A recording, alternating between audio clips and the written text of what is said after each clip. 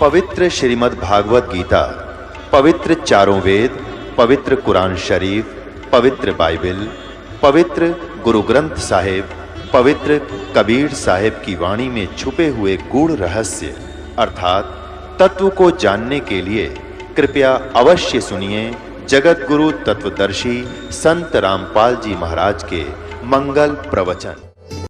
और रामानंद जी को जब उन चारों वेदों का ज्ञाता माना जाता था महर्षि रामानंद जी, और पुराणों को कंठस्थ याद कर रखा था।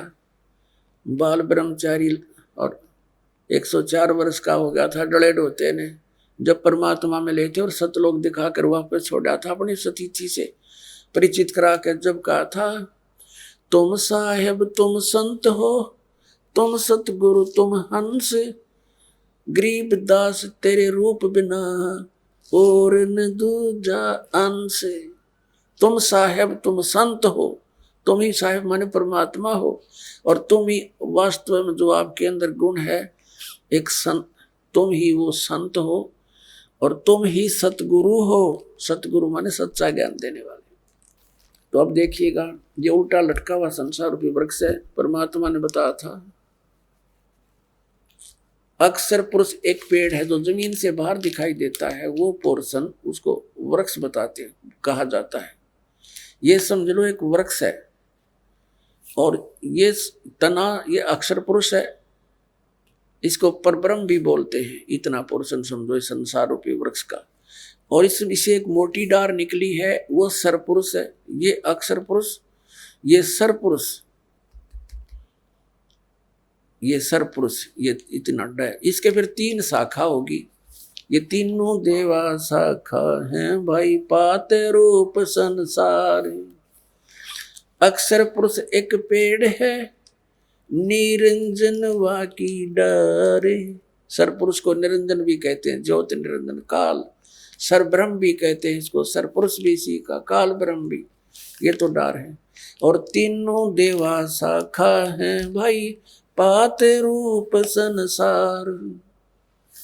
ये अमृतवाणी परमात्मा है। कबीर अक्षर पुरुष एक पेड़ है, निरंजन कहो, सरपुरुष कहो, वाकी डार, और तीनों देवा शाखा हैं, ये पात रूप संसार। अपनात्माओं, परमात्मा कहा करते, 3 देव की जो करते भक्ति, यानी भक्ति का अर्थ होता है इष्ट रूप में मान के उन पर आश्रित हो जाना। उनके अतिरिक्त और किसी की पूजा नहीं करते, यानी इष्ट रूप में मानकर जो साधना की जाती है उसके हम भक्त कहलाते हैं। तो क्या बताते हैं, तीनों गुण की भक्ति में ये भूल पड़े संसार, और कह कबीर निज नाम बिना तुम कैसे उतरो पार। अब फिर देखिएगा गीता अध्याय नंबर 15 का श्लोक नंबर 2, 15 का और श्लोक नंबर 2 में कहा है, उस संसार की तीनों गुण रूप, जल से बड़ी हुई नहीं, तीनों गुण रूप शाखाएं, विषय परवाला शाखा, संस्कृत भी पढ़ लेंगे, विषय परवाला शाखा, यानी ये विषय भोग रूप कोपलों वाली देव मनुष्य त्रिकादि योनि रूपी शाखा नहीं, विषय विकारों वाली शाखा है तीनों गुण, रज गुण ब्रह्मा सतगुण विष्णु तम गुण शिव जी। नीचे और ऊपर फैली हुई है, सर्वत्र नहीं है। ऊर्ध्व माने ऊपर और अधः माने नीचे फैली हुई है। और मनुष्य लोक में कर्मानुबंधनी, यानी कर्मों के अनुसार बांधने वाली, जैसा जिसने कर्म किया है इतना ही फल देते हैं, ये जकड़े रखते हैं तीनों देवता। ये इसकी मुख्य है, जड़ है। ये संसार रूपी वृक्ष की जड़ नहीं, हमें या बांधे रखने, कर्मानुसार या बांध रखने की ये मूल कारण है। ये ब्रह्मा विष्णु महेश, ये नीचे और ऊपर व्याप्त हो रही है, सब जगह नहीं। अब तीसरे में क्या कहा कि उस संसार वृक्ष का स्वरूप जैसा कहा गया है वैसा यहाँ विचार काल में गीता ज्ञानदाता कहता है, जैसा इसके विषय में जानकर बताते हैं वो यहाँ नहीं पाया जाता। वो इस संसार रूप वृक्ष का जैसा स्वरूप कहा वैसा यहाँ विचार काल में, यानी तेरे और मेरे गीता जी के विवेचन में डिस्कशन में नहीं पाया जाता, यानी मैं नहीं बता पाऊंगा इसकी पूरी जानकारी, क्योंकि इसकी न आदि और न अंत है। गीता ज्ञानदाता कहता मैं इसके आदि और अंत से परिचित नहीं हूं और न इसकी अच्छी प्रकार से स्थिति है। इसलिए इस सुविरुद्ध मूलम अति दृढ़ मूल वाले, ये नहीं अति दृढ़ मूल वाले, क्योंकि ऊपर को जो जड़ रूपी है, जो ऊपर जो जड़ बच गई, जैसे आपने ये देखा, अब यहां तक तो आपने देख लिया, देखिएगा, अब यहां तक तो आपने देख लिया कि ये अक्षर पुरुष तो एक पेड़ हो गया जमीन से बाहर, सर पुरुष इसकी डार होगी, तीनों देवा शाखा हो गए, हम पात रूप में समझ ले, लेकिन ये जड़ भी शेष बच गई, ये है वो पूर्ण परमात्मा। इसको पूर्ण ब्रह्म कहो, परमेश्वर कहो, परम अक्षर ब्रह्म कहो, तो ये जड़ है। अब जड़ से ही सारी खुराक मिलती है पौधे से पेड़ को, तो सबका धारण पोषण करने वाला भी यही परमात्मा हुआ, जो जड़ रूपी यानी परम अक्षर ब्रह्म परमात्मा है। ये जड़ है, ये परम अक्षर ब्रह्म है। ये है कौन? ये देखिएगा, ये वो है परमात्मा जो काशी में धानक दुल्हा बनकर रहे थे 120 वर्ष तक, और ये लीला बताकर अपने द्वारा रची हुई सृष्टि को बताकर चले गए थे। अब ये कंसेप्ट क्लियर करते हैं कि रजगुण ब्रह्मा है, सतगुण विष्णु, तमगुण शिव जी। देखिएगा, ये मार्कंडे पुराण, ये मार्कंडे पुराण, ये गीता प्रेस गोरखपुर से प्रकाशित है, सचित्र मोटा टाइप, ये गीता प्रेस गोरखपुर से प्रकाशित है, और इसके 123 पृष्ठ पर हम आपको दिखाते हैं। मार्कंडे ऋषि बता रहे हैं, मार्कंडे ऋषि, यहाँ से मार्कंडे ऋषि का ये वचन चल रहा है, और यहाँ आ जाते हैं हम 123 पृष्ठ पे। अब क्या बताते हैं? रजोगुण प्रधान ब्रह्मा, तमोगुण प्रधान रुद्र, सत्व प्रधान विश्वपालक विष्णु है। यही 3 देवता हैं और यही 3 गुण हैं। स्पष्ट हो गया? रजगुण ब्रह्मा, सतगुण विष्णु, तमगुण शिव जी, यही तीनों देवता हैं और यही 3 गुण, तीनों देवता कहो या 3 गुण कहो, एक बात है। और कति कंसेप्ट क्लियर करते हैं। देवी भागवत के अंदर संस्कृत भी साथ है। अब हम संस्कृत भी पढ़ लेंगे, कोई बड़ी बात नहीं है।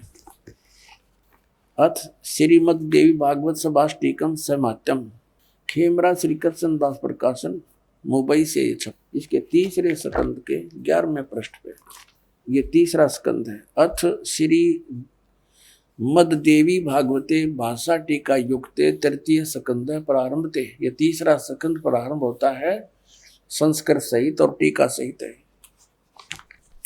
इसका ये प्रश्न नंबर 11 है। और ये देखिएगा, इसका अध्याय नंबर 5 है, ये अध्याय 5, और इसके 8वां श्लोक पढ़ेंगे 5वें अध्याय का, 3रे स्कंद का। ये 7वां या समाप्त होता है, 8वां या प्रारंभ होता है। हे माता, भगवान शंकर अपनी माता दुर्गा से कह रहे हैं, यदि हमारे ऊपर आप सदा आप दया युक्त हो तो हमको तमोगुण में किस प्रकार प्रदान किया है, ब्रह्मा रजोगुण और हरि सतगुण युक्त किए हैं, क्यों किए हैं। अब हम संस्कृत भी पढ़ेंगे, देखिएगा। ये 7वां समाप्त हुआ, 8वां श्लोक प्रारंभ होता है। यदि दया धर्मना न सदाम्बिके कथम अहम विहित च। शंकर भगवान कहते हैं कथम अहम, मैं बना दिया, विहित च, अंबिके माने माता, तमोगुण है, मैं तमोगुण क्यों बना दिया। कमल जय, कमल से उत्पन्न होने वाले ब्रह्मा को रजोगुण संभाव है, रजोगुण क्यों उत्पन्न कर दिया। और सुहित है क्यों सतोगुण हरि, और सतोगुण विष्णु जी को सतोगुण क्यों बना दिया। इति सिद्धम रजगुण ब्रह्मा, सतगुण विष्णु, तमगुण शिव जी। अब आइएगा श्रीमद् भगवद गीता अध्याय नंबर 15 के श्लोक नंबर है। अब एक तो हमने पढ़ लिया, समझ भी लिया, ऊपर को जड़ वाला, ऊर्ध्व मूलम अधः शाखम, ऊर्ध्व मूलम अधः शाखम। ये पहली कक्षा कैसा कैदा हो जाएगा आपके लिए, कुछ दिनों में देख लेना। ऊर्ध्व माने ऊपर ने, मूल है, जड़ है, समझो। ऊपर को मूल वाला, नीचे को शाखा वाला। ये संसार रूपी पीपल का एक अविनाशी वृक्ष कहा गया है। छंदासी यस्य प्रणानी, जिसके ये विभाग हैं, पत्ते आदि सब विभाग हैं। तम वेद, ये तम वेद, ये माने जो, तम माने उस अज्ञान अंधकार में छुपे हुए को जानता है वेदविद, वो तत्वदर्शी संत है। इन्होंने तड़ंगा अड़ा रखा है, आदि पुरुष परमेश्वर मूल वाले, ये तो यहाँ तक ठीक लिख दिया। ब्रह्मा रूप मुख्य शाखा वाले, इनकी बुद्धि उड़े घसड़े थी, उल्टी सुल्टी। और फिर कहे संसार रूपी पीपल के वृक्ष को अविनाशी कहते हैं, वेद जिसके पत्ते के। और उस संसार रूपी वृक्ष को जो पुरुष मूल सहित यानी जड़ सहित जानता है, जड़ से लेकर पत्तों तक जानता है, तत्व से जानता है, स वेदविद, वह वेद के तात्पर्य को जानने वाला है। अब देखना, अब इस संसार रूपी वृक्ष के क्या बताया है कि उस संसार रूपी वृक्ष की तीनों गुण रूपी ये अनुवाद गलत कर रहे हैं। विषय पर वाला शाखा, विषय विकारों वाली ये शाखा, रजगुण ब्रह्मा सदगुण विष्णु तम गुण शिव जी, तीनों गुण रजगुण ब्रह्मा सदगुण विष्णु तम गुण शिव जी रूपी शाखाएं नीचे और ऊपर फैली हुई है। और मनुष्य लोक में कर्मानुसार यही हमें यहाँ पर फंसा कर रखते हैं, बांध कर रखते हैं, ये ऊपर नीचे व्याप्त है। और फिर बताया है तीसरे में, इस संसार रूपी वृक्ष का स्वरूप जैसा कहा है वैसा यहाँ विचार काल में, यानी तेरे और मेरे गीता जी के डिस्कशन में नहीं पाया जाता। मैं नहीं बता पाऊंगा तुझे, इसका आदि और अंत मुझे ज्ञान नहीं, और न इसकी अच्छी प्रकार कोई स्थिति है। इसलिए इस सुविरुद्ध मूलम यानी अति दृढ़ मूल वाले, क्योंकि वो परमात्मा का जो ऊपर का क्षेत्र और भगवान वो तो अविनाशी है, अब अति दृढ़ है। और संसार रूपी पीपल के वृक्ष को दृढ़, इन्होंने क्या कहा, असंख्य शस्त्रेण छित्वा, इसका अर्थ बनता है वैराग रूप शस्त्र द्वारा नहीं, तत्व ज्ञान रूपी शस्त्र द्वारा काट कर, यानी उस तत्व ज्ञान रूपी तत्व ज्ञान से समझ कर उसके पश्चात, ये चौथा श्लोक यहाँ अनुवाद है इसका, उसके पश्चात परम पद रूप परमेश्वर को भली भांति खोजना चाहिए, जिसमें गए हुए पुरुष फिर लौटकर संसार में नहीं आते, और जिस परमेश्वर से इस पुरातन संसार वृक्ष की प्रवृत्ति विस्तार को प्राप्त हुई है, उसी आदि पुरुष नारायण के मैं शरण हूं। इस प्रकार दृढ़ निश्चय करके उस परमेश्वर का मनन और निधि ध्यान करना चाहिए। परपदे माने उसकी पूजा करनी चाहिए, निधि ध्यान नहीं, परपदे माने पूजा।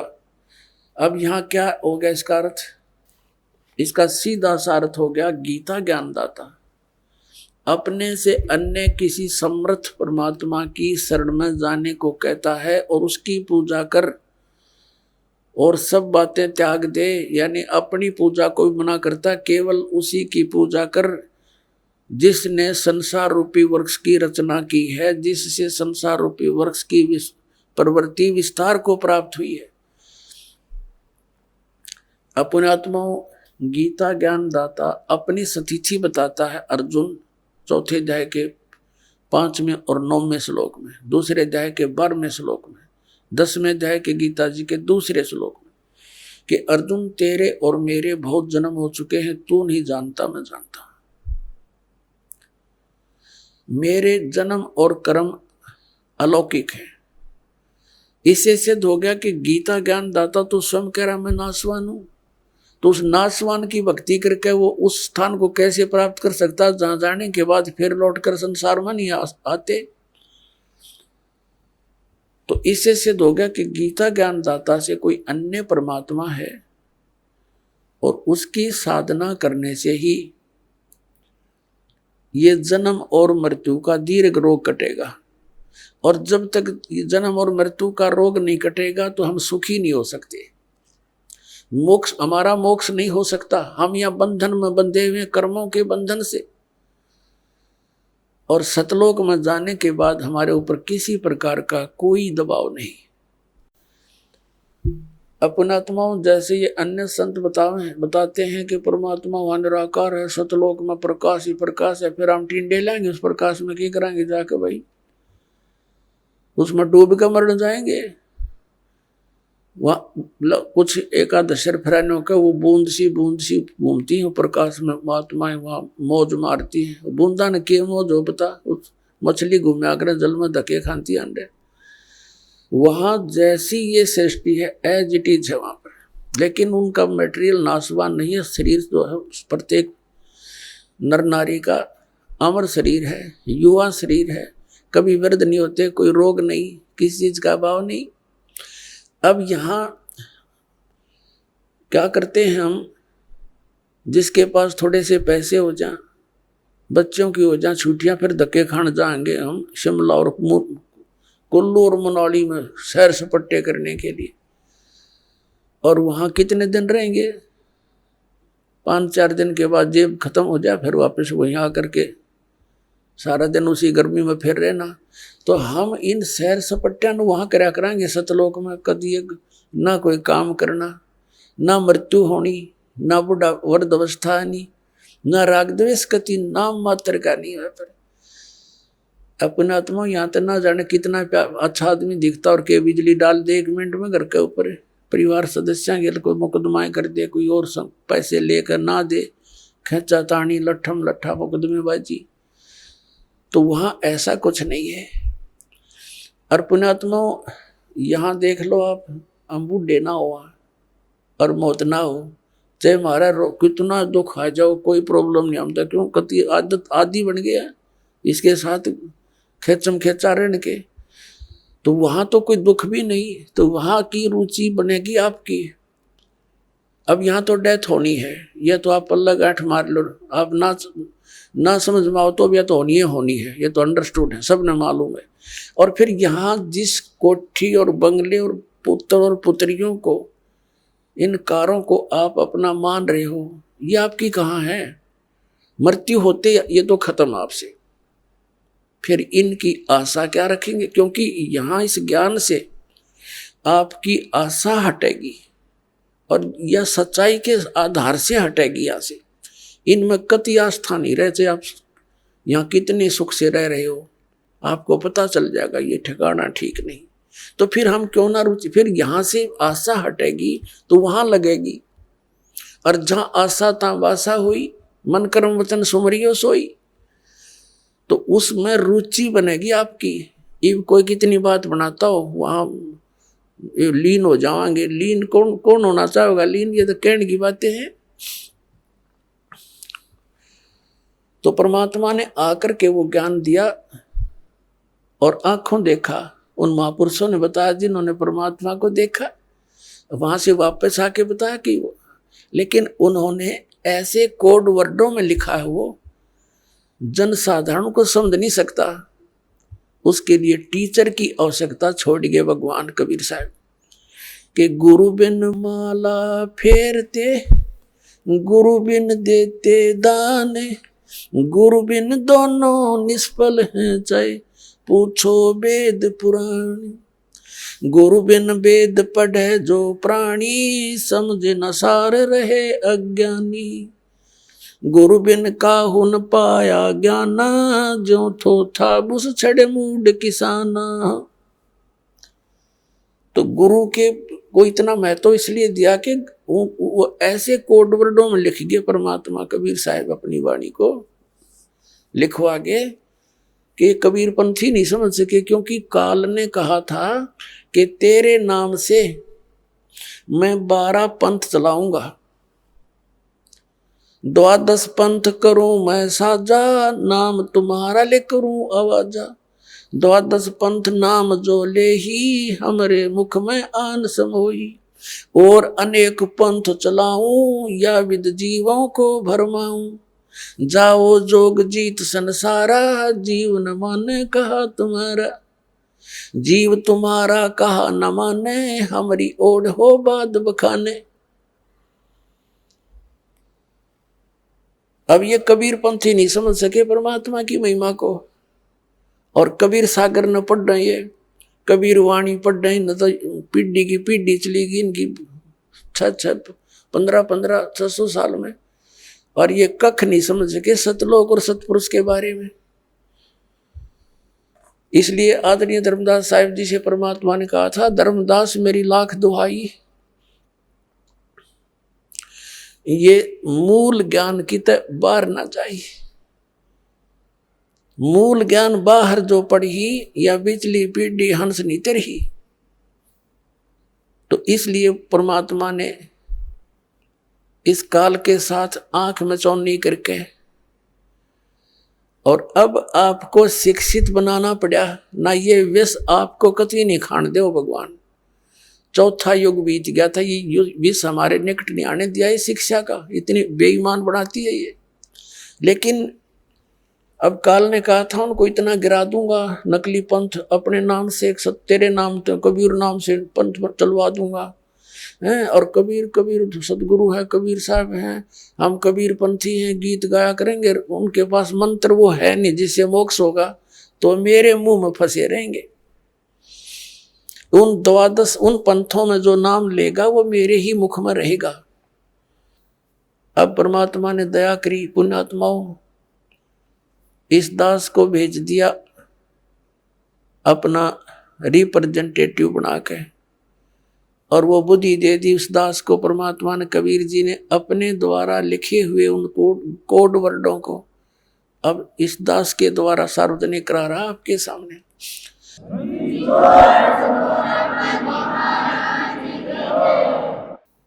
तो पुण्यात्माओं ये कबीर पंथी नहीं समझ सके, और ये राधा स्वामी धन धन सदगुरु जय गुरुदेव वाले ये शिवदयाल जी से ही निकले हुए, ये सच्चा सौदा सिरसार जगमाल वाली, ये उसी काल के चलाए हुए पंथों में से एक है। तो अब प्रसंग चल रहा था, परमात्मा ने 600 वर्ष पहले आकर कहा था और धर्मदास जी को बताया था कि एक बार मेरी इस काल के साथ वार्ता हुई थी। तब उसने कहा था कि कलयुग में ऐसे कर दूंगा इन प्राणियों को, ये भक्ति योग्य नहीं रहेंगे। तो परमात्मा ने आपको पहले शिक्षा दी, उनको मालूम था ये बिगड़ेंगे खूब। हम बिगड़ भी खूब लिए, क्योंकि अच्छी पोस्ट होगी, अच्छी कार कोठी होगी, राम की जरूरत नहीं समझ रहे हम। और कल न गधा बन का कुमार तरह का डायमंड का बोरा जब पता चलेगा, तो वो ज्ञान नहीं हमारे को, वो ज्ञान इस ज्ञान से ही होगा, इस तत्व ज्ञान से होगा। तो पुण्यात्मा अब हमने वो मोक्ष प्राप्त करना है, जहां जाने के बाद फिर लौटकर हम कभी संसार में नहीं आते। तो वो कौन है? वो परम अक्षर ब्रह्म है, वो सतपुरुष अमर पुरुष है। गीता अध्याय नंबर 7 के श्लोक नंबर 29 में गीता ज्ञान दाता ने कहा कि अर्जुन, जो मैंने तुझे ज्ञान बताया है कि तत्वदर्शी संत की खोज कर ले, फिर वो तत्वदर्शी संत तुझे उस परमात्म तत्व का ज्ञान बताएगा, वो तत्व ज्ञान बताओगा तेरे को। उस तत्व ज्ञान को समझने के पश्चात उसमें लिखा 7वें अध्याय के 29वें श्लोक में कहा है कि जरा मरण मोक्षाय यतन्ति ते, जो माम आश्रित है, यानी मेरे द्वारा दिए गए इस ज्ञान को आश्रय बनाकर तत्वदर्शी संत की खोज कर लेते हैं। और जो केवल यहाँ जरा माने बुढ़ापा, वृद्धावस्था का दुख, मरण माने मृत्यु, जरा और मरण से छूटने के लिए जो प्रयत्न करते हैं और संसार की किसी वस्तु की जो डिमांड नहीं रखते, वे तत् ब्रह्म विदु, ब्रह्म तत्व विदु, और वो उस परमात्मा तत् ब्रह्म को जानते हैं। और अखिलम अखिलम च अध्यात्म, सारे अध्यात्म को जानते हैं और सभी कर्मों से परिचित है। यहाँ के सभी कर्मों से और पूरे अध्यात्म मार्ग से वो लोग परिचित हैं जो केवल जरा और मरण से मोक्ष के लिए ही प्रयत्न कर रहे हैं। 8वें अध्याय के प्रथम श्लोक में गीता ज्ञानदाता से अर्जुन ने पूछा, किम तत्ब्रह्म, जिस तत्ब्रह्म को जानकर प्राणी केवल जरा और मरण से, इस कष्ट से छूटने का प्रयत्न करता है, तो वो तत्व ब्रह्म क्या है, कौन है वो भगवान? गीता ज्ञानदाता ने गीता अध्याय नंबर 8 के श्लोक नंबर 3 में उत्तर दिया है, वो परम अक्षर ब्रह्म है। देखिएगा अध्याय नंबर 7 का श्लोक नंबर 29, ये 29 नंबर है। इसमें कहा कि जरा मरण मोक्षाय माम आश्रित ये तंती, ये माम आश्रित मेरे इस ज्ञान का आश्रय करके कि तत्वदर्शी संत को खोज लो, तो वो यतंती ये जो प्रयत्न करते हैं, जरा और मरण मोक्ष है, जरा और मरण के मोक्ष के लिए ही जो प्रयत्न करते हैं, ते ब्रह्म तत्विदु कृष्णम अध्यात्म से कर्म अखिलम, वह पूरे अध्यात्म को, तत्व ब्रह्म को और सभी कर्मों से परिचित हैं, जानते हैं। विदु माने जानते हैं। इन्हीं का अनुवाद पढ़ते हैं। जो मेरे शरण होकर जरा और मरण से छूटने के लिए, जरा माने बुढ़ापा वृद्धावस्था होती है, इन्हों का लिख दिया ने, वे पुरुष उस तत्ब्रह्म उस ब्रह्म को, संपूर्ण अध्यात्म को, संपूर्ण कर्मों को जानते हैं। ये तीसरा श्लोक में ये कहा है 8वें अध्याय के, कि केवल जो मुझे ही सब कुछ समझ रहे हैं वो मुझे ही जानते हैं, वो तो मुझे ही जानते हैं बस। फिर यहाँ बताया 8वें अध्याय का प्रथम मंत्र में अर्जुन ने पूछा गीता जी में, किम तत्ब्रह्म किम अध्यात्म किम कर्म पुरुषोत्तम अधिभूतम से किम प्रोक्तम अधिदेवम किम उच्यते। इसका वह ब्रह्म क्या है, और इसका 8वें अध्याय के तीसरे श्लोक में उत्तर दिया है गीता ज्ञानदाता ने। 8वें अध्याय के तीसरे श्लोक में वो परम अक्षर ब्रह्म है। अब इससे सिद्ध हो गया गीता ज्ञानदाता से कोई अन्य परम शक्ति है जो जीव को पूर्ण सुखी कर सकती है और पूर्ण मोक्ष प्रदान कर सकती है। अब यहां गीता अध्याय नंबर 8 के श्लोक नंबर 5 और 7 में गीता ज्ञानदाता ने कहा है कि मेरी भक्ति कर मुझे ही प्राप्त होगा। और 8वें अध्याय के 8, 9, 10 में 3 मंत्रों में कहा कि उस परमेश्वर परम अक्षर ब्रह्म की यदि तू साधना करेगा, उसकी भक्ति की कमाई के बल से, योग के बल से, भक्ति की शक्ति की ताकत से, तो उसको प्राप्त हो जाएगा। 8वें अध्याय के 13वें श्लोक में गीता ज्ञानदाता अपनी साधना का मंत्र बताता है, ओ इति एकाक्षरम ब्रह्म व्यवहारन माम अनुसमन ये प्रयाति तजन देहम सयाति परमाम गतिम। मुझ ब्रह्म का केवल एक ओम मंत्र है, और जो इसकी अंतिम श्वास तक सिमरण करता हुआ, इसका अंतिम श्वास तक सिमरण करता हुआ छोड़कर जाता है, वो ओम से मिलने वाली परम गति को प्राप्त होता है। ओम से मिलने वाली परम गति कौन सी है? ब्रह्मलोक। 8वें अध्याय के 16वें श्लोक में कहा कि ब्रह्मलोक पर्यंत, ब्रह्मलोक में गए हुए प्राणी फिर वापस जन्म मृत्यु में आते हैं, तो इससे भी पूर्ण मोक्ष नहीं हुआ, जन्म मृत्यु का दीर्घ रोग कटा नहीं।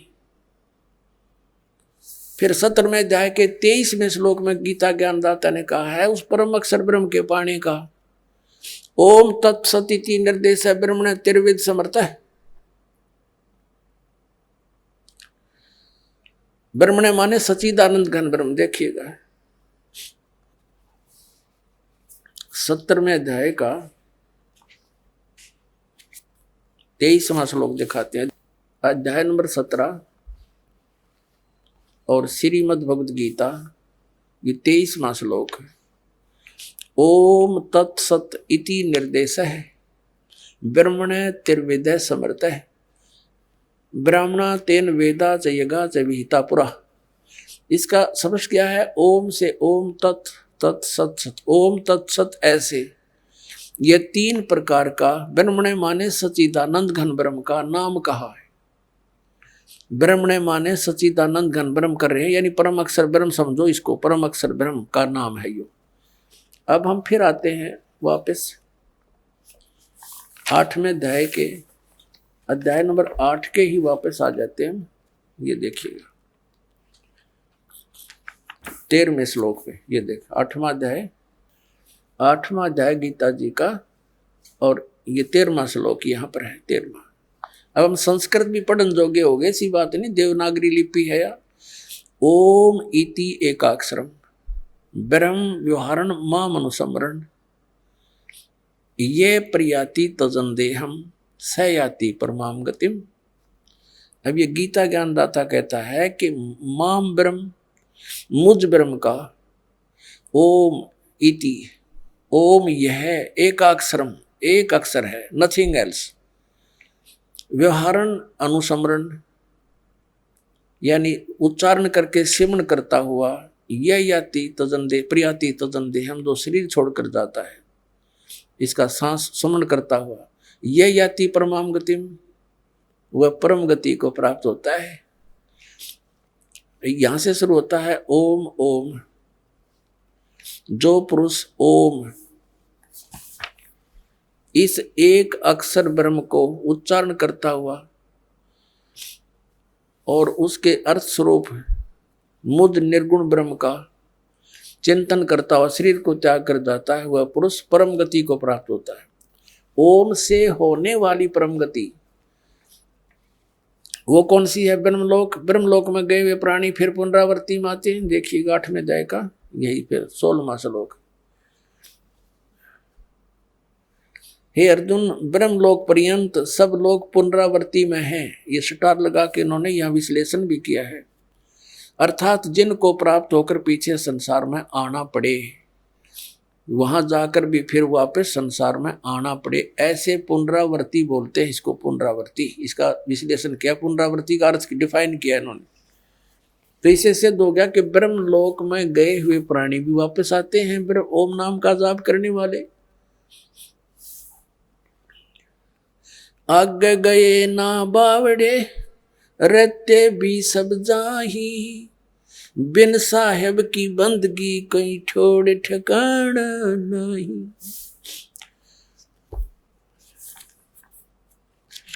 अब 8वें अध्याय का 5 और 7 और 8, 9, 10 मंत्र कंसेप्ट क्लियर कर देगा। देखिएगा 8वें अध्याय का अब हम ये 5वां श्लोक पढ़ेंगे। इसमें गीता ज्ञानदाता कहता है, जो पुरुष, जो साधक अंत काल में मुझे ही स्मरण करता हुआ शरीर का त्याग कर जाता है, वह मेरे साक्षात स्वरूप को प्राप्त होता नहीं। वह मद भावम याति, मेरे वाले भाव को प्राप्त होता है, मेरे पर आसक्त हो जाता है।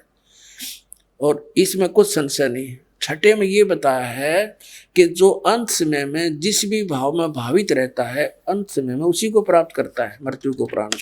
6 में तो एक नियम बताया है, विधान बताया है, जहाँ आसाता बादशाह हुई। इसका अर्थ ये है, एक कुंती पुत्र अर्जुन अंत काल में जिस जिस भी भाव को समन करता हुआ शरीर का त्याग कर करता है तो उसको ही प्राप्त होता है। सदा उसी तद भावम भावती, उसी भाव से भावित रहता है, यानी उसी पर आसक्त रहता है, उसी में भावना बनी रहती है उसकी। इसका अर्थ ये है। आगे बताया है, इसलिए 7वें में कहा है कि इसलिए सब समय में निरंतर मेरा स्मरण कर और युद्ध भी कर, अर्पण के मन बुद्धि युक्त होकर निसंदेह मुझे ही प्राप्त होगा।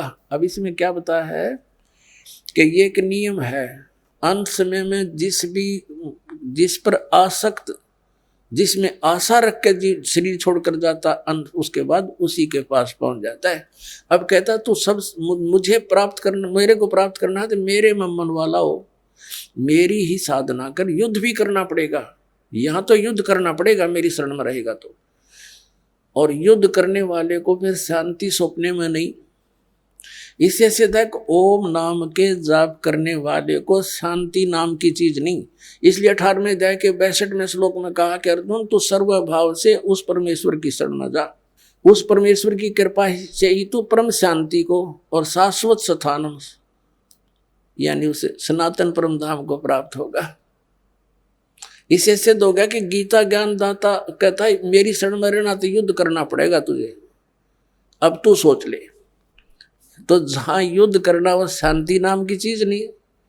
और ये ओम से शांति खोजे नो के ओम शांति, होली शांति सपने में भी ना हो। अब गीता जी अध्याय नंबर 8 के आपने 5, 6, 7 पढ़ लिए। अब 8, 9, 10 में उस परम अक्षर ब्रह्म की महिमा बताई है। देखिएगा अध्याय नंबर 8 का ये श्रीमद् भगवद गीता, ये 7वां तक पढ़ लिया हमने, अब 8वां पढ़ेंगे। यहाँ इसका अनुवाद है। हे पार्थ, ये नियम नहीं है, ये अपने आप नियम तो उसमें लिखना चाहिए था। परमेश्वर के अभ्यास योग युक्तेन, ये ध्यान पर जोड़ रहेगा।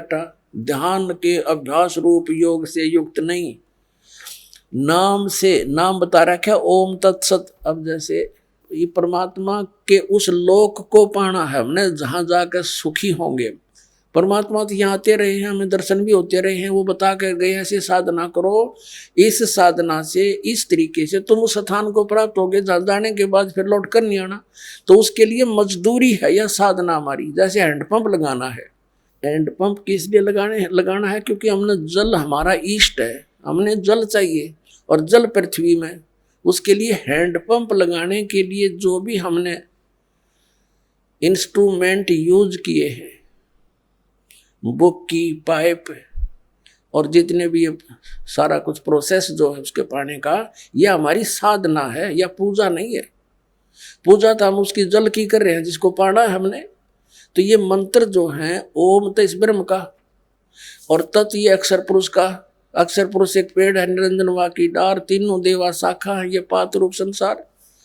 और तत् उस अक्षर पुरुष का, और सत ये सार नाम है, आदि नाम है, ये परम अक्षर ब्रह्म की पूजा है। उसके पाने का मंत्र है। यानी इन सब को मिला करके हमने नु सोच ले हैंडपंप लगेगा, सारे प्रोसेस है। जैसे श्वास उस श्वास से सतनाम के 2 अक्षर का जाप करना है, ये तो समझ लो वो की मार रहे हम और पाइप नीचे कर रहे हैं, पाइप पहुंच गई जल तक। फिर उसके बाद काम शुरू होता है सार नाम का, यानी मशीन समझो, सार नाम सार शब्द है और उससे जो वस्तु मिलेगी वो हमारा इष्ट है, जल। तो ये गलत बताते हैं। ध्यान दुनिया तीन तड़ंगा डांड तो मतलब था। देखिएगा 8वें अध्याय का, अब हम 8वां श्लोक पढ़ रहे हैं 8वें अध्याय का, ये 8वें का यहाँ अनुवाद है। हे पार्थ, परमेश्वर के अभ्यास, उस नाम के अभ्यास से, जो उसका सच्चिदानंद ब्रह्म का नाम है ना, उसके अभ्यास से के योग से युक्त, उसकी भक्ति से युक्त, दूसरे और न जाने वाले चित्त से, यानी बिल्कुल किसी और इष्ट की देव की पूजा नहीं करनी, उस भगवान को इष्ट मान कर पूजा करनी। निरंतर चिंतन करता हुआ परम दिव्य पुरुष, परम प्रकाश रूप दिव्य पुरुष को, यानी परमेश्वर को ही प्राप्त होता है। गीता ज्ञान दाता से अन्य को प्राप्त होता है। और 9वें में कहा है जो कवियम, यदि इस कवि को छेड़ दूंगा तो लंबा चैप्टर बन जाएगा, आप इनका अनुवाद पढ़ के अपना जो कंसेप्ट वो क्लियर करते हैं। जो सर्वज्ञ लिख दिया इन्होंने, ये परमात्मा का नाम है। अनादि, सबके नियंत्रता, सूक्ष्म से अति सूक्ष्म, सबके धारण पोषण करने वाले, अत्यंत अचिंत स्वरूप, आदित्य वर्णम, यानी सूर्य की तरह चमकदार, चमकने वाला प्रकाश रूप। अब सूर्य प्रकाश रूप अतः निराकार कैसे हो गया? सूर्य तो साकार है वो परमात्मा, लेकिन उसका शरीर तेजों में है। तम से माने अविद्या से अति परे, सच्चिदानंद घन परमेश्वर का समन करता हुआ। 8, 9 पढ़ लिया हमने। 10वां 8वें अध्याय का 10वां में आ गया। करता हुआ वह भक्ति युक्त पुरुष अंत काल में योग बलेन, यानी भक्ति की शक्ति से, योग माने भक्ति, जो साधना हमने की है उस भक्ति की शक्ति से बेरकुटी के मध्य में प्राणों को अच्छी प्रकार स्थापित करके फिर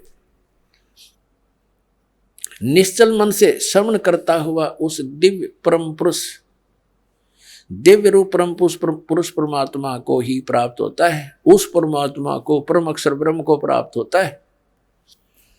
अपने आत्माओं, इसी के संदर्भ में परमात्मा ने कहा है कि गुण तीनों की भक्ति में ये भूल पड़ो संसार, कहें कबीर निज नाम बिना कैसे उतरो पार। अब आप जी भक्त हैं क्योंकि आप दूध के जले हुए आए हो और अब लस्सी को भी फूकने की चेष्टा करते हो। कई भक्त कहते हैं, एक भक्त आया श्रद्धालु और उसके साथ 4-5 चेले भी, वो चेले ला रहे थे उसको और वो संत था। उन चेलों के समझ में आया, उनको पता लग गया कि ये गुरुजी भी बनेगा पशु। उसको समझा बुझा के लाए, जी देखो हमने चाहिए भगवान, आप भी परमात्मा के लिए प्रयत्न कर रहे हो और आप हमें भी यही बताना चाह रहे हो, परमात्मा की भक्ति करो। आज हमने जो ज्ञान सुना है एक, आप उसका निर्णय करो और चलो आप भी चलो वहां देखो। यहाँ आए, उसने ज्ञान सुना समझा। अब चेलों के कहने से उसने मानना पड़ा, नाम ले लिया। अब देख अब उल्टी गंगा चढ़ाओगे परमात्मा, अब गुरुआ ने चेले पार करवाओगे, इन्हें समझा बुझा के लाओगे। क्यों डले ढोरे अपने कर्म फोड़ रहे हो, आप कल्याण करवा लो चल के। तो चातुर आदमी था, कर्म गणे बिगड़ गए थे उसके, अभिमान शेष था। नाम लेकर गया, पहला मंत्र ले गया। फिर क्या कहता, उन चेलों के सामने है या मिलते समय 4 नौन खड़े, उसके 4 इधर खड़े। कहने लगे, एक तरफ तो आप कहते हो मेरी एक प्रार्थना है, सुनना सुना मैं बस सुना।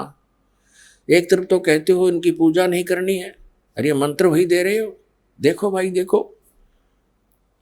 बता भाई, अब उसने 1 मिनट में क्या समझाऊं मैं उसको, क्योंकि उसने तो ये चाहा था कि चेले फिर मेरे चिपके रहे, इनके कल्याण से कोई लिंक नहीं था उसका, अज्ञानी आदमी था।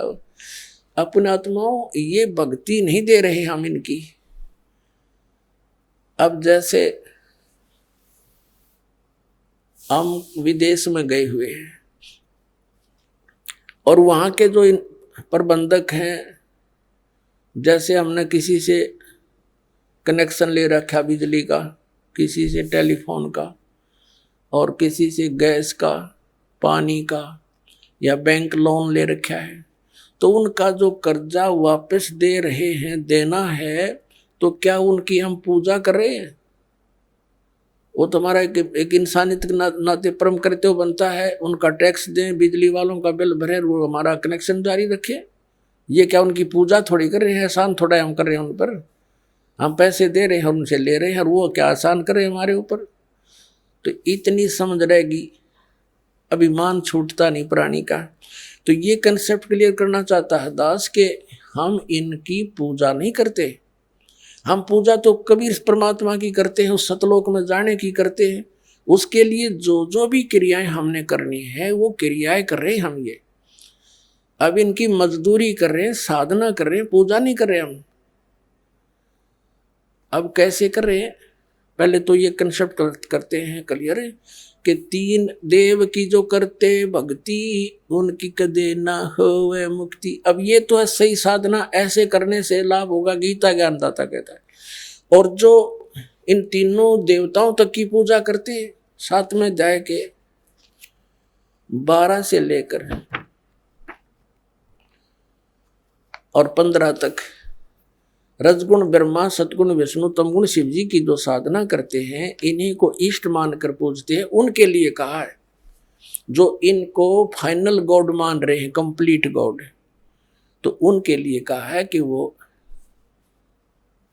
मुक्ति प्राप्त नहीं कर सकते, मोक्ष प्राप्ति नहीं हो सकती उनसे। इस 7वें अध्याय में निर्णायक ज्ञान दे रखा है। और ये कहा गीता ज्ञानदाता ने कि अर्जुन अब ऐसा ज्ञान बता दूंगा जिसके जानने के बाद फिर कुछ भी शेष जानना नहीं रहेगा। और कति बिल्कुल सही बता रखा है, देखिएगा। ये 7वां अध्याय है, इसका दूसरा मंत्र देखिएगा। मैं तेरे लिए इस विज्ञान सहित तत्व ज्ञान को पूर्णतः कहूंगा, जिसको जानकर संसार में फिर कुछ भी जानने योग्य शेष नहीं रह जाता। हो गया खत्म। हम इसको थोड़ा सा शॉर्ट में पढ़ेंगे। 7वें अध्याय का हम 12 से शुरू करते हैं। 7वां अध्याय का हम 12 से शुरू करेंगे।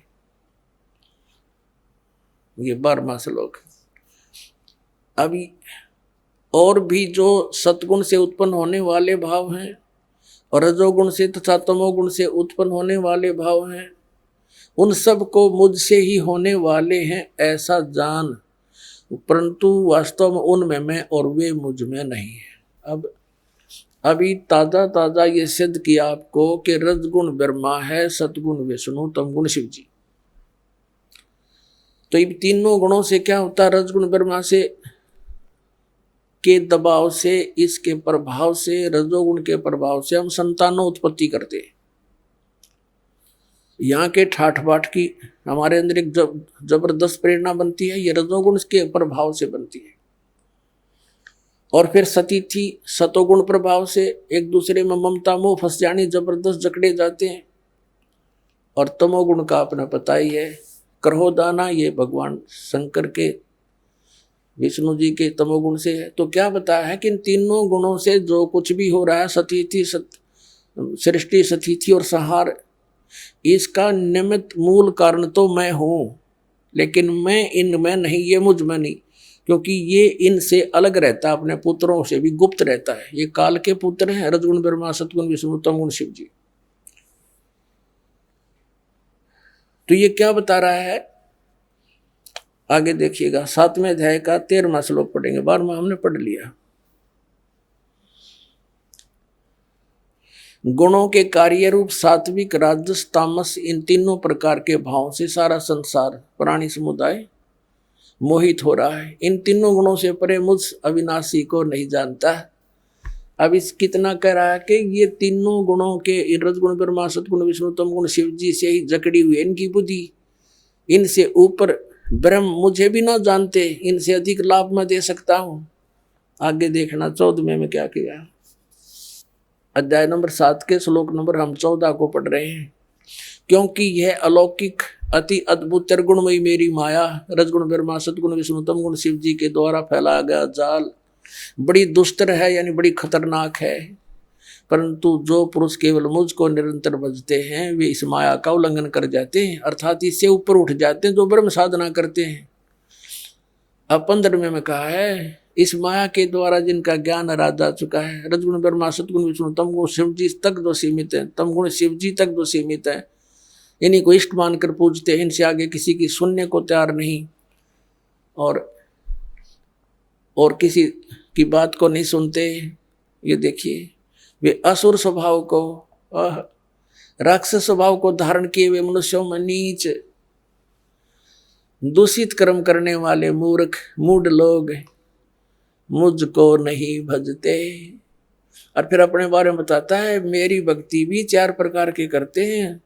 चतुर्विधा भजन्ते माम जना सुकृत न अर्जुन, आर्त जिज्ञासु अर्थार्थी ज्ञानी च भर्तर सब। गीता ज्ञानदाता ने स्पष्ट कर दिया कि मुझे छोड़कर अन्य देवताओं की, रजगुण ब्रह्मा, सतगुण विष्णु, तमगुण शिव जी की जो पूजा करते हैं, और किसी की उन पर वहां तक उनकी बुद्धि हरी जा चुकी है, इनसे आगे कोई सुनते नहीं। जैसे ये आचार्य, शंकराचार्य, ये जितने भी पवित्र हिंदू धर्म के धर्म गुरु हैं, ये ब्रह्मा विष्णु महेश, ये विष्णु जी, शंकर जी और श्री कृष्ण जी पर हमारी बुद्धि को सीमित कर दिया। हम इन ताकि किसी की सुनने तैयार नहीं, कट मरे एक दूसरे के साथ हैं। तो कहते हैं राक्षस स्वभाव को धारण किए मनुष्यों में नीच, दूषित कर्म करने वाले मूर्ख, ये मेरी भक्ति भी ना करते।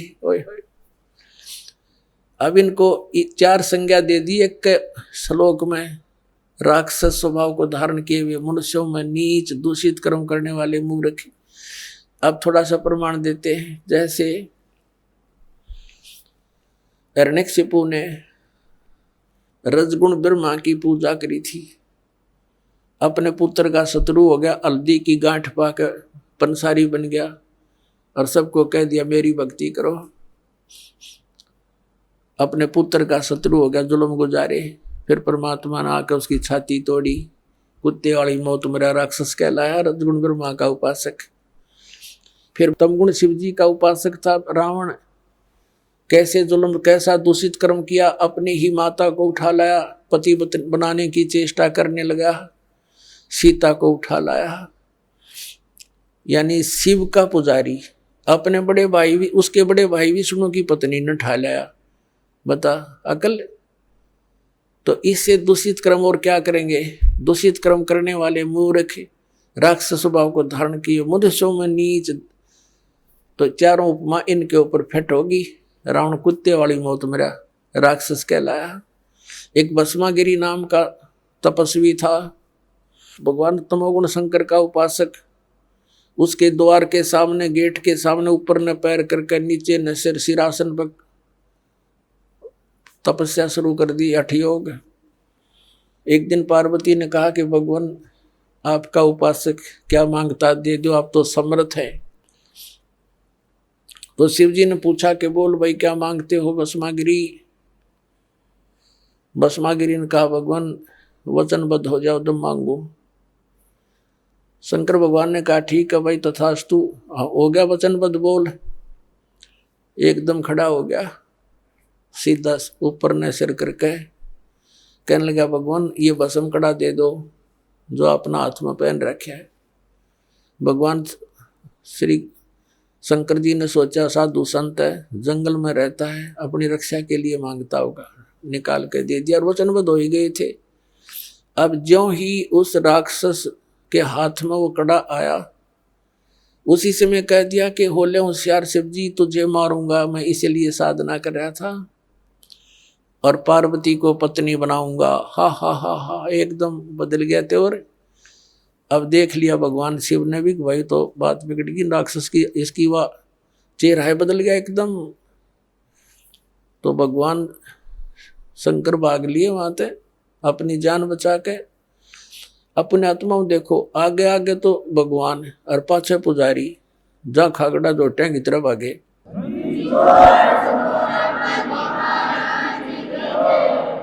और ये आज तक हमने मूर्ख बना रहे हैं ये संत, क्योंकि वो मृत्युंजय, कालज्य, सर्वशक्तिमान, महेश्वर, सर्वशक्तिमान। बताइए, मृत्युंजय था, डर के भाग गया। कबीर साहब थे मृत्युंजय, उनको ऐसे ऐसे जुल्म गुजारे, तोब लगा दी थी परमात्मा को मारने के लिए, दरिया में डाल दिया था, गंगा में, नौका में बैठा ले गया, हथकड़ी जोड़ बांध कर, पैरों में बेड़ी बांध कर और गंगा में डाल दिया। हथकड़ी अपने आप टूट गई, बेड़ी निकल गया हाथों गले से, जल के ऊपर बैठ गए भगवान। तोब के गोले छोड़ दिए उन दुष्टों ने, 4 पैर 12 घंटे तक तोब के गोले मारते रहे, एक भी निकट नहीं गया। वो थे मृत्युंजय। अब उधर से आगे आगे भगवान शिव जी भाग रहे हैं, पीछे पीछे भस्मागिरी फुल स्पीड पे। अब परमात्मा आकर जान बचाता है इनकी। स्वयं परमेश्वर आए, पार्वती रूप बनाया, उन दोनों के बीच में एक पेड़ के नीचे खड़े हो गए। और भस्मागिरी तो भाग्य इसलिए रहा था, उसने पार्वती रूप में भगवान ने कहा रुक जाओ रुक जाओ, वो रुक गया उसने तो। और ये भी कह दिया कि अब क्यों डरते हो, तो रुकेगा नहीं, पता नहीं कहाँ जाएगा, जाने दो इसको, आ जाओ बैठो। अब भस्मागिरी का लाड़ पड़े रही थी, उड़े डट गया। तो अब भस्मागिरी से पार्वती रूप में भगवान ने कहा कि कुछ डांस वांस करके दिखा मुझे, ताकि मेरी आत्मा प्रसन्न हो तेरे से। तो कहने लगा मैं ऋषि तपस्वी व्यक्ति, मैंने कभी डांस किया नहीं। तो पार्वती रूप में परमात्मा ने कहा ला मैं सिखाती हूँ, ऐसे कर, इस पैर ने ऐसे कर, इस हाथ ने ऐसे कर, इसने ऐसे और ऊपर कर। जिसमें कड़ा ले रखा था ना भस्म कंडा, उसको जब सिर पा लिया भस्मागिरी का, जब कह दिया भस्म, वो भस्मागिरी मर गया। उस कड़े को लेकर विष्णु रूप धारण करके परमेश्वर और शिव जी के सामने काफी दूर आगे खड़े प्रकट हो गए। और शिव जी पीछे देखकर भाग गए और कहा भाग ले विष्णु भाग ले, राक्षस ने ऐसे ऐसे मेरे साथ धोखा कर दिया। तो परमात्मा ने कहा विष्णु रूप में कि भोलेनाथ देख यूं तेरा कड़ा ले आया मैं। उसका जचा नहीं ये बात, कैसे ले आए आप, कि मैंने उसको मार दिया ऐसे ऐसे पार्वती का रूप बना के, और उसको गंडत नाथ नचा के मार दिया है। अब उसका जचे को नहीं है बात, तब वो साथ लेकर आए उसको, उसकी राख दिखा ली ना, देखियो मरा पड़ा, यू जल गया। जब दिल की धड़कन ठीक हुई मृत्युंजय की, शंकर भगवान की,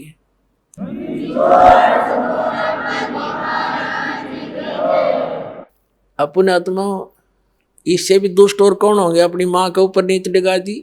और भगवान शंकर को अंतर्यामी के ये नहीं समझ सका, राक्षस के सोच लिए बैठा है, और दे दिया कड़ा ठाकर उसका 2 मारो जूत भगा देता वहां से। यदि अंतर्यामी होता समझ जाता पहले ये क्या बकवास सोचे बैठा है, अरे इनकी हम पूजा करने पर ला रखे थे, सारा जीवन बर्बाद करा दिया हमारा। और परमात्मा 600 वर्ष पहले कहा करते 3 देव की जो करते भक्ति उनकी कदे ना हुआ मुक्ति। अब भस्मागिरी से भस्मासुर हो गया, राक्षस कहलाया, और कुत्ते वाली मौत मरा। ऐसे दूषित कर्म, ऐसे जुल्म, अपनी माँ पर नीत डिगा रहा, यानी देव इष्ट देव रूप में पूजे, उसकी पत्नी दोष मन में नीच का, इससे बुंडा और कौन, इससे दुष्ट और कौन होगा। फिर तीसरे आते हैं विष्णु के उपासक वैष्णव। एक बार कुंभ का मेला हो गया हरिद्वार की हर की पैड़ी पर भी का उनका संयोग बन गया, तो वहां पर ये गिरिपुरी नागा नाथ सन्यासी वैष्णव ये अपने अपने ग्रुप में इकट्ठे हो जाते हैं। नागा का अलग ग्रुप, सन्यासियों का अलग, वैष्णव का अलग, नाथों का अलग, कनपाड़े नाथ न्यारे। ये नागा तो हैं भगवान तमोगुण शिव के उपासक, और वैष्णव साधु हैं ये भगवान विष्णु सतोगुण के उपासक। इनका एक समय निर्धारित होता है, घंटे आध घंटे का जितना भी होता है, कि उसके दौरान जो नहा लिया सो नहा लिया, ये मानते हैं कि उसका कल्याण हो गया। अब गए थे कल्याण करवाने, और फिर क्या हुआ उनका वहां पर, अब स्नान करने का जो समय आ गया उनका, पर भी लगनी थी कुंभ के मेले की, तो सभी अपने अपने ग्रुप में चल पड़ते हैं। नागा अलग से, वैष्णव अलग से, नाथ न्यारे सन्यासी भिन्न अपने अपने खेमे में चल पड़ते। तो सबसे पहले नागा पहुंच गए, कति नंगे रहते हैं वह, और वो हरकी पैड़ियों पर सब जगह खड़े हो गए, नहाने की पोजीशन पकड़ गए। पीछे से वैष्णु साधु आगे, सतोगुण विष्णु जी के उपासक। उन वैष्णव ने कहा कि नागाओं पहले हम स्नान करेंगे, हम सर्वश्रेष्ठ हैं, तुम बाद में नहाना। अब नागा कहने लगे नहीं, हम सर्वश्रेष्ठ हैं, हम त्यागी और बैरागी हैं, हम नहीं इच्छा रहते, हम वस्त्र भी धारण नहीं करते, हम बिल्कुल निर्लेप है। तो विष्णु के उपासक वैष्णु साधु कहने लगे शरण फेरो, तुम टट्टी के हाथ धोते नहीं, राख लपेटे आंडो, गधे की तरह लोट मारो, आज तुम प्रथम नहाने वाले हो गए, पहले हम नहाएंगे, तुम बाहर आओ। अब ये वचन सुनकर अब वो तमोगुण के पुजारी हो गए उल्टे, और पकड़ लिए उनके सर के वो जटा पकड़ पकड़ के, वो उसकी पकड़ रहा, और वो उसकी लट्ठम लट्ठा मुक्का मुक्का बुड़ के काटे, मुखों से काटे, फिर तलवार निकाल जाए, कटारी मारे एक दूसरे के छुरे गोप दे। 25,000 ये चरगुण उपासक ये कटका मर गए वहां पर, हर पैड़ी के ऊपर, हर की पैड़ियों पे गंगा का पानी लाल बना दिया, लाश उसके अंदर 100 बहा दिए नरे। तो इसके विषय में सूक्ष्म वेद के अंदर परमात्मा ने कहा है, तीर तुपक तलवार कटारी जमदड़ जोर बदावे है, हर पैड़ी हर हेत न जाण्या वाजा तेग चलावे है, काटे शीस नहीं दल करुणा ये जग में साध कवावे है, जो जन इनके दर्शन को जावे उनको भी नरक पठावे है। अब क्या बताते हैं कि तीर कटारी तलवार ठोके एक दूसरे में, अरे ये तीर तुपक तलवार कटारी नौके जम धड़ जोर बधावे हैं, यानी कति डट के युद्ध किया उन्होंने। और हर पैड़ी हर हेत नहीं जाण्या वाजा कर्द चलावे हैं, भगवान हर पैड़ी कवे भगवान का प्रेम भी नहीं और आपस में कटका मर गए वहां पर। काटे शीस नहीं दल करुणा, ये जग में साधकवां में है। इनका इतनी दया नहीं, राक्षस से भी बुरे ये। काटे शीस नहीं दल करुणा, ये जग में साधकवां में है। और जो जन इनके दर्शन को जावे, इसे ऐसे व्यक्तियों के पास जो जागा उनको यही पाठ पढ़ाओगे कटने और मरने का, तो उनको भी नरक पठावे। तो पुण्यात्माओं, परमात्मा 600 वर्ष पहले कहा करते, गुण तीनों की भक्ति में ये भूल पड़ो संसार, कहे कबीर निज नाम बिना कैसे उतरो पार। तीन देव की जो करते भक्ति, उनकी को देना होवे मुक्ति। अपने आत्मा परमात्मा ये कहा करते कि उन्होंने ये नहीं कहा कि ये हमारे ब्रह्मा विष्णु महेश तुम्हारे दुश्मन नहीं बताए, ये अपने भाई बहन हैं और काल का फंस गई अच्छी आत्माएं हैं। इनको बना दिया यहाँ का चौधरी, इनकी मृत्यु होगी जब इनको गधे बना कर छोड़ देगा और नई तैयार कर लेगा। आप मत, ये तो हमारा दुरुपयोग कर रहा है। और दुर्भाग्य उन देवताओं का, ब्रह्मा विष्णु महेश का, जो आज स्वर्ग में बैठे हैं, उनके हाथ से ये प्राइम टाइम निकल गया इनका, जो आज आपको प्राप्त हो रहा है। ये समय है।